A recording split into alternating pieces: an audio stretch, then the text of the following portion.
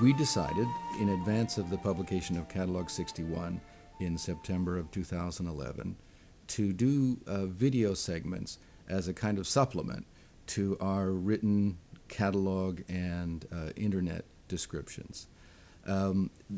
We've done more than a dozen. This is the longest and the broadest. It's a kind of general introduction dealing with the collecting of books. I've been buying and selling and appraising books for 35 years, and I think I could be forgiven if I have a kind of world-weary or hard-bitten demeanor. But the truth is, book selling for me has been a great deal of fun. And I mention that because book selling and book collecting, in my opinion, are basically the same kind of undertaking, and they have the same kind of pleasure. And fun is at the heart of both things. I want to divide these general principles, this discussion of general ideas, into 4 parts.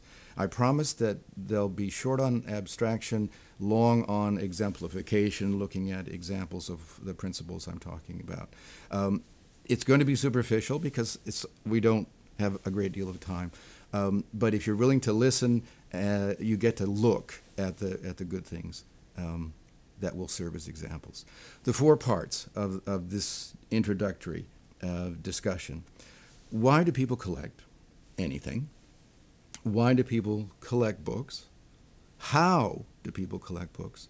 And what is my role as the facilitator for people who collect? Because the truth is, I don't really collect much in the way of books. First thing, why do people collect anything? There are lots of answers to that question. One of them is that we live in a world that is full of disorder, and it's extremely scary. And collecting allows you to kind of impose a certain, artificial order. Now, this is a frightening kind of area, and I don't want to go there, so we won't talk about it. Second reason for collecting anything, any kind of collectible, it puts you in touch with history. The first opportunity I had to experience this feeling was when I was in my 20s. I lived in Iowa, and I used to walk in the spring in the fields after the first plowing, after the first heavy rain. And I would find Aboriginal artifacts, like this incredibly beautiful axe head. And I would reach across time, 2,000 years, sometimes 6,000 years, because some of the artifacts were that old. And to be able to make contact with somebody from that age is a feeling that's very difficult to replicate. I had no idea that I would end up being an antiquarian bookseller, but the feeling I get selling books is very much akin to that, and it's a wonderful feeling to have. The third reason to collect is it allows you to be creative in a personal way. Every collection, no matter what it is, reflects your personality. And the fourth reason, I think, to collect, that I want to talk about anyway, is that it's collaborative, it's collegial. Yes, there probably are recluses who don't want people to see their collections and who do scholarly research only on their own. But that's an exception that you don't see very often. And in my own work and in any serious collector's activity, there's always sharing, either in trying to find out the story of what it is that you're collecting, or in sharing the treasures that you found. Now, why collect books rather than oil rags? I mention oil rags because you're not going to believe this, but I'm not making it up. I read a story in the Des Moines Register. Des Moines Register has won important journalistic awards. It's not a podunk paper. But I read a story once about a man who collected oil rags, and I couldn't believe it. But when I remember, it's a long time ago, being impressed that if a person can be serious about collecting oil rags, they can collect anything. Anyway, why collect books rather than oil rags or porcelain or whatever? Number one, there's a long-established history of collecting books. Sotheby's, which now, auctions off Jackie Onassis's jewels, started out selling books only. In the first 40 years of their existence, that's all they sold. Second, books are seriously undervalued. You can take $10,000 or $1,000 or $100, whatever level you're able to take, and you can buy more in the book area. You can buy better material in the book area than in just about any other kind of seriously pursued collectible. Third, and I think maybe most important, books have a second dimension. They have an intellectual dimension that furniture doesn't have. I mean, you can sit on furniture. You can't sit on books unless they're really big. But a book is an object, but at the same time, it's full of ideas. It's intellectual property. So you're getting two things for the price of one. The third thing, how people collect. It's a big topic. I can only talk about a very tiny part of it. People collect authors, author groups like the Bloomsbury Group, genres like Bible, science fiction, books about women, natural history. I have always felt like I wanted not to exclude myself from any particular area or author or period. And so from the beginning, I've looked for whatever I thought I would like, and frankly, that was saleable. This also gives me a wonderful excuse for not knowing what I'm doing, because I can always say, hey, I'm a generalist. How am I supposed to know about 9th century scriptoria in Tours? It's just, I can be excused. But anyway, as years have gone along, I have had to specialize in a certain way. And if God said all I could do was one thing, it would be bindings. Or to be slightly broader, the book as a physical object. So my remarks have to be understood knowing that I'm interested in the book as a beautiful thing in terms of its binding, in terms of its illustrations, in terms of its texture, and then also in its connection with history. So those two things, I'm searching always for something that's beautiful, something that's connecting to history. And I'm doing the same thing that collectors do. I'm finding things. I'm finding out what I've found. In other words, I'm finding the story behind it or residing in it. And as a result, I'm creating value. Even if I don't mean to, I am. Fourth thing, and then we'll get to some examples, I want to talk about my role as a facilitator. I mentioned I don't really collect books. That's not quite true. When a person collects books, the books are in a way his or her children. For me, the books are foster children. I get to keep them. Sometimes I don't want to give them up. The bank sends me a statement every month. That helps me. But in any case, I find books. That's my job, to find good books. I'm too old and too tired and have always been too limited in staff to want to run a walk-in big bookshop or to a big operation. So I try to find good things. The second thing I do as a facilitator is I try to describe the things I've found in an interesting way and in an honest way. Third thing is I try to find good homes for them. Okay, I'm not going to turn anybody's money away. If they want to buy a book, I'm not going to say, no, you can't have it. But what I can do is when I get a book that I know would be perfect for somebody's collection, I let the person know. And that way, we collaborate on building libraries. And finally, I try to make sure that people don't make unwise investments. Books are not, in my opinion, they ought not to be considered as investments, because for books to realize the kind of return that you might see in other sorts of more legitimate investments, you have to hold them for a long time. like 10 years really to feel like you're going to be sure to get your money back. But there's no reason why a collector shouldn't buy things that will hold their value or that will increase. And as in so many cases with so many kinds of collectibles, I try to buy things that are the best you can buy, the best copy, the most interesting copy, the book, the copy with the best story. Now, as an example of connecting with history, I wrote a dissertation at the University of Michigan on restoration comedy, plays that were produced in London in the 1660s. The theaters had just been reopened after the interregnum. Actresses were on the stage for the first time. It was a really strange and in a way brutal and wonderful time. London was falling apart. The town burned down. People were dying from the plague. And a man named Samuel Pepys, who was the secretary of the Admiralty, wrote a diary, kept a diary for 10 years. And I read every word as background for the dissertation I was doing. Ever since then, I've had a personal connection with Pepys's diary. Here are 3 editions. Pepys's diary is not difficult to find, but it is difficult to find in a really attractive copy.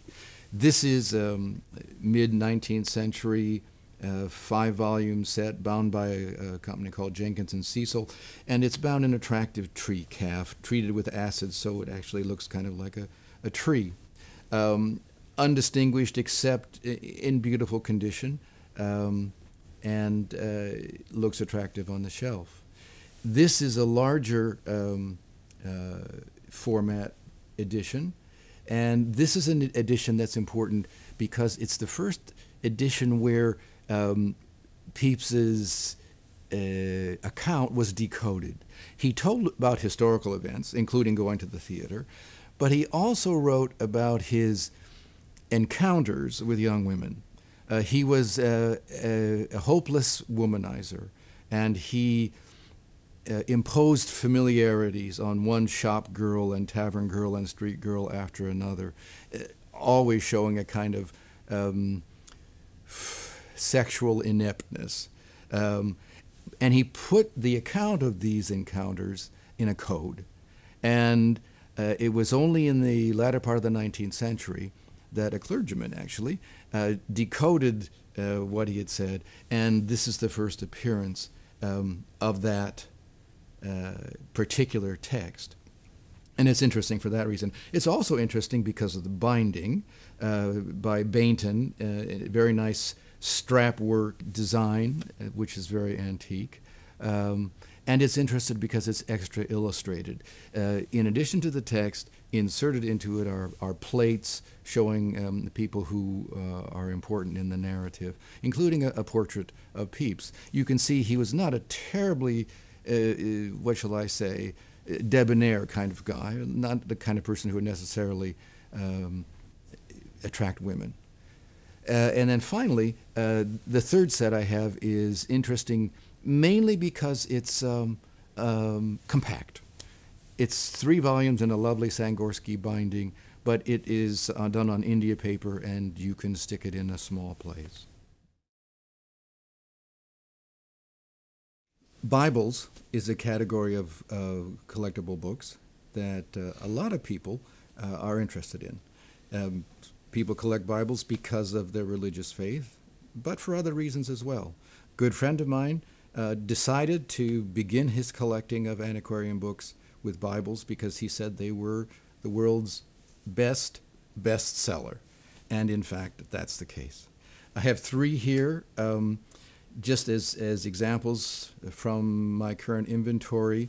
This one, 2-volume set, published in Edinburgh, 1752. It's of interest mainly because of its condition and its decoration. There were 2 distinctive kinds of binding styles done in Scotland at this time. One of them is called the herringbone design, and this is a perfect example of this. The persons who have owned this Bible over the years have not used it as a tool for the expression of their devotion, but instead have used it, actually have cherished it as a little treasure. And I'm grateful that they did. This 19th century, mid-19th century Bible is ornate. Like the other two Bibles here, it's in remarkable condition because Bibles tend to be a wreck. They tend to be read to death because most people who buy Bibles use them regularly. This Bible is distinguished and distinctive because of its scholarly apparatus. So many Bibles are of importance to their owners because of the notes or the scholarly apparatus that comes with it. This has 500,000, I'm not making it up, 500,000 marginal references or notes. In addition to the ornate binding, in addition to the plethora of scholarly annotations, this volume has a wonderful surprise. When you fan out the vast foredge, you see revealed a teeming scene of the Thames full of vessels, painted by a man named Martin Frost. And finally, the large fellow here is one volume of 7 of the Macklin Bible, which is the most prodigious edition of Scripture in English. 6 volumes printed in 1800, the Apocrypha in 1816. It's a big picture book, and because the illustrations are full of interest, the book is normally found in dreadful condition. This one, obviously, is not in dreadful condition. And in addition to the fact that it's remarkably well preserved, its binding is of very considerable interest. It's a very good example of an early neoclassical binding, which was a style just coming into vogue at the time that the binding was done. In England, 2 binders named Staggemeier and Velker were popularizing the neoclassical binding.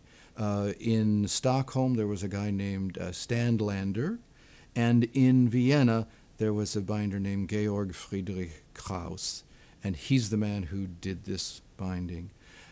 We know this by inference because it was done for Duke Albrecht of Saxe-Teschen, and his monogram, AS, is on each of the spine compartments. Now, Albrecht Saxe-Teschen, Albrecht of Saxe-Teschen, married one of the Empress Maria Theresa's daughters, and it was her favorite daughter. Another not-so-favorite daughter was Marie Antoinette. And he married the only daughter that the Empress allowed to marry for love. And they were given the Duchy of Teschen, which was a nice plum. And the man was obviously very rich, and he put together a wonderful library. He also founded the Albertina Museum, which now is the museum with the largest number of prints in the world. One other thing about this particular set, the Macklin Bible is an English thing, and for it to appear in a binding that was done for a German duke, and this kind of money lavished on a binding like that, indicates that it was obviously a book that had interest outside of the British Isles. The best example of connecting with history and finding something beautiful currently in my inventory is this 18th century edition of Orlando Furioso by Ariosto. It's a singular and bizarre narrative, 50,000 lines long, 26 years in the making, and it provides a vehicle for imagination when it comes to illustration. And through the years, it has been produced as an illustrated book at various places and various times. This set was printed by John Baskerville, famous Birmingham printer, but it was done for an Italian publisher, and it was illustrated by French artists and engravers. So this is a very good example of the conjunction of several sources of pleasure involving at least three locations: Italy, France, and England. The printer, John Baskerville, was in a way a private press printer. He put out books that were issued in limited numbers and were always beautifully designed and printed with great care. And they're always beautiful objects in terms of typography and layout. The book was bound by Jérôme Lejeune, Jérôme the Younger. There were 17 binders in the Jérôme family over a long period of time, but Jérôme Lejeune was the one who is at the top of the heap. Sometimes his bindings are extraordinarily decorative. Sometimes they're just elegantly simple, and that's the case with this binding. We know it's by him because it has his ticket in it with his address. So often bindings are ascribed to Jérôme when in fact it's just a guess. This time we know.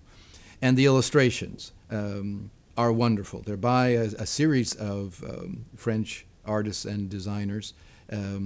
And so with the binding and the printer and the illustrator, you've got three wonderful reasons to buy this and cherish this set. Finally, it was originally bound for the Earl of Clare, who was the Chancellor of Ireland at the end of the 18th century. So it has a distinguished provenance as well as a wonderful binding and an important printer and illustrators being involved. As a final part to this introductory segment, I want to talk about more specifically creating value. Now, value to me in creating it is important because I am concerned about profit. The book collector himself is not necessarily involved with that, but nevertheless, it's important that a collector find out as much as he or she can, about what the story of the book he owns is. And that's where creating value comes in. It's an inevitable result of simply coming to understand what it is that you own. I have three books here. In most cases with books that we get in our inventory, the uncovering of value is basically straightforward. Occasionally, we are able to find a story that someone else wouldn't have found, and that, of course, always gives us special pleasure. This is a book that is a collection of symbolist poetry, and it has a wonderful binding that I actually talk about in a different segment that has a doublure, a leather-covered inside front cover, with an image that is puzzling. It looks like a moon rising with a censer full of incense, with smoke coming up in ribbons up towards the top. And I had no idea when I looked at the binding what this could mean. And so I asked my chief cataloger, Cokie Anderson, can you figure out what this could possibly represent? And she didn't have to go very far. And again, as I said, finding out the stories of your books is sometimes quite straightforward. She didn't have to go very far, but she turned to the first page, and there's a poem by Edgar Allan Poe, or an excerpt from Edgar Allan Poe's poem. Was it not fate that on this July midnight, was it not fate, whose name is also sorrow, that bade me pause before the garden gate to breathe the incense of those slumbering roses? And around the outside of the doublure are roses, which appear to be slumbering. Easy enough to create value there. It's a pretty binding, but if you can tie this binding on a book by a French symbolist that, frankly, a lot of Americans don't know, to Edgar Allan Poe, suddenly the book has a wider audience, a wider appeal, a wider interest, has a more interesting story. So we can learn from that example that to understand the story behind the book that you own, you have to take a look at it. This is a better example. This is a book that I bought in a lot at auction because I thought there might be a hidden treasure here. I bought it at a London auction even though I didn't attend, but I suspected that although it's a pretty binding, there might be more to it. It's a book by a man named Thomas More, 19th century friend of Byron's, called Lalla Rookh. And Lalla Rookh is a title that oftentimes is decorated with a four-edge painting, a painting along the foredge. And the auction house did not think that there could possibly be a foredge painting here because the foredge is gophered. It's decorated with little gouges, with little carvings, and this would normally make a foredge painting indistinct. But when the book arrived, I said to myself, was it going to hurt to fan out the foredge and see if there might possibly be a painting underneath? And son of a gun, there is. Final example, and this involves a little bit of experience. I mentioned that I've been selling books for 35 years, and if you sell books for that long and you have a computer where you record things, chances are that you build up a kind of experience that could come in handy. This is an amateur binding on a book by Tolstoy called Resurrection. It's full of gilt decoration, not done with tremendous precision, but still a pretty book. At the front, there's an inscription, to Molly at Christmas from Margot. And then underneath, in a different hand, probably in the hand of the recipient, it says, hand-bound, designed, and tooled by Margot, and we can't read the name, something like Laufede. Aged 19 years, tutor Miss White, W-H-Y-T-E.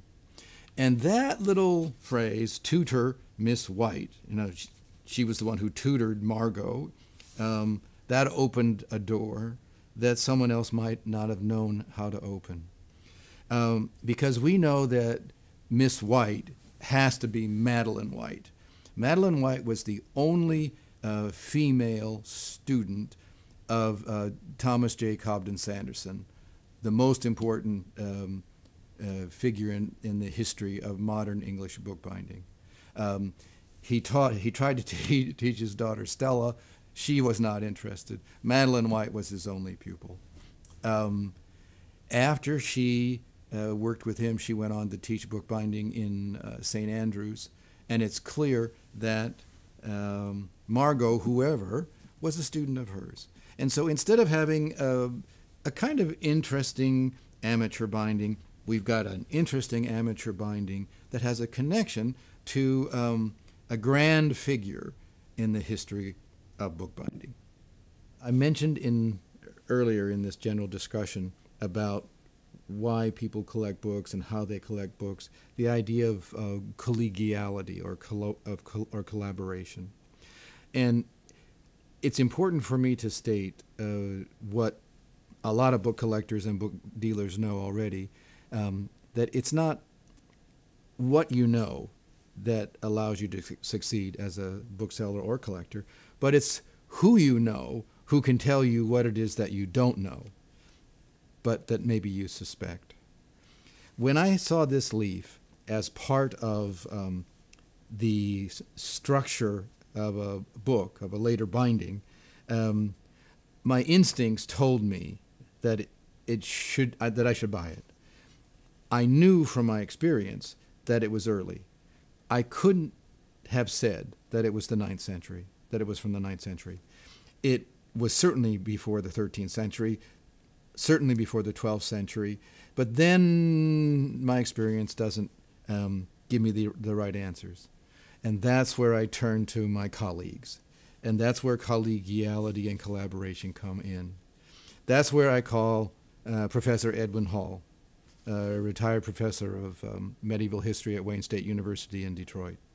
That's where I send an email to Christopher DeHamel and to Tim Bolton, who work for the Illuminated Manuscripts Department in Sotheby's. And then I get to the bottom of the issue. Then I have the questions answered. And it's important to state, and I'm sure many people already understand this, but I'm not a person who's operating on his own. I will die knowing less than 10% of what I ought to know as a bookseller, and particularly about early medieval and Renaissance manuscripts. This is material that I find terribly romantic, terribly fascinating, partly because there's so much to learn, partly because there's so little that at this point I know, and that's when I rely on colleagues who are generous beyond description in giving of their time and expertise.